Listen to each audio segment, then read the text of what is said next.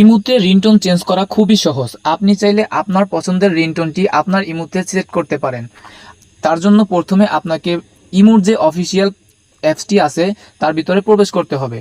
ইমোতে আসার পরে তারপর আপনার এই যে কর্নারে প্রোফাইলটা আছে, প্রোফাইলে একটা ট্যাপ করতে হবে। প্রোফাইলের ভিতরে যাওয়ার পরে আপনাকে নিচে সেটিং যে অপশনটি আছে, সেটিং অপশনে এটি ট্যাপ করতে হবে। সেটিং অপশনে যাওয়ার পরে উপরে দেখবেন একটি নোটিফিকেশন যে অপশনটি আছে, নোটিফিকেশন অপশনটির উপর এটি ট্যাপ করতে হবে। নোটিফিকেশন ভিতরে যাওয়ার পরে কলস যে একটা অপশন আছে ওই অপশনটার উপরে ট্যাপ করতে হবে।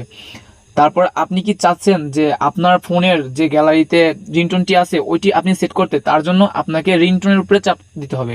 রিংটোনের উপরে চাপ দেওয়ার পর ইউজ ভিডিও সাউন্ড, আপনি চাইলে আপনার ভিডিও থেকেও সাউন্ড নিয়ে আপনার রিংটোনে সেট আপ করতে পারেন।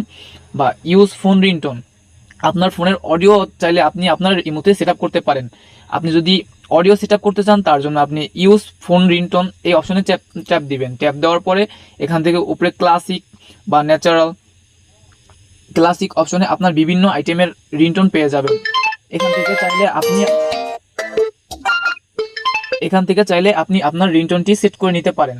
বা যদি আপনি চাচ্ছেন আপনার গ্যালারি থেকে চেঞ্জ করে নেবেন, সেক্ষেত্রে আপনি অন দিস ডিভাইস এখানে একটা ট্যাপ করবেন। ট্যাপ করার পরে আপনার গ্যালারিতে নিয়ে যাবে, আপনি এখানে আপনার পছন্দের মতো রিংটোনটি সেট আপ করে নিতে পারেন।